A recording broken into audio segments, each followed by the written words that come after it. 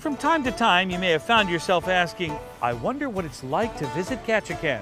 Well, I am here to answer that question. Let's explore this charming Alaska town. On your next dream vacation to this unbelievably beautiful destination, be sure to spend most of your time getting close to nature. Ketchikan is located on the southeastern side of the state along what is commonly referred to as the Inside Passage. Okay, fun seekers, the best way to get acclimated, I say get a good map. If you're arriving by cruise ship, you will notice you're going to arrive at one of 4 berths. Berth 4, berth 3, berth 2, or berth 1. And to get yourself situated in, I would go to the official tourism bureau. They've got a visitor center located at berth 2. Now let's be clear. Ketchikan can get a little bit of rain from time to time, but don't worry, there's plenty to do inside. As a matter of fact, this is the Southeast Alaska Discovery Center, and it's the ideal place to learn more about the history and culture of the region and Alaska life.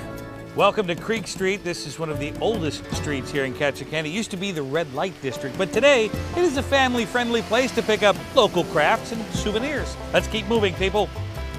For an authentic cultural experience, you have to make a stop here at the Totem Heritage Center. And the reason I want you to do this, you'll see some of the oldest totem poles in Ketchikan. These guys behind me, they're about 150 to 175 years old.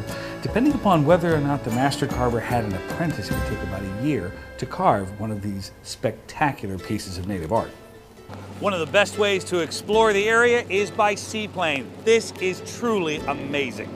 If the weather is clear and you have a couple of hours to spare, snap a few photos of the misty fjords. A number of seaplane companies are available for small group tours.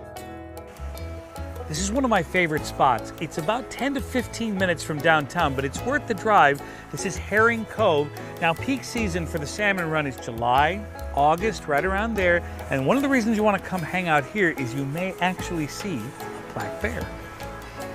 Be patient. Oh, I think I see one. Those of you that know me know I love an authentic dining experience. That's why here in Ketchikan, I've got a couple of suggestions for you. First of all, halibut, salmon, and my favorite, Dungeness crab. No better place to do it than right here. This is the Crab Cracker Seafood Bar, and it is to die for. If you've yet to see an authentic lumberjack show, well, this is your answer. It's fun for the whole family. Sure, it's a little kitschy, but you're on vacation. You know, over 750,000 people are going to visit here each year. Hopefully by now, after our exploration together, it's not hard to understand why. I'm Eric Hastings. Thanks for watching. Start planning your dream vacation today by contacting your vacation specialist.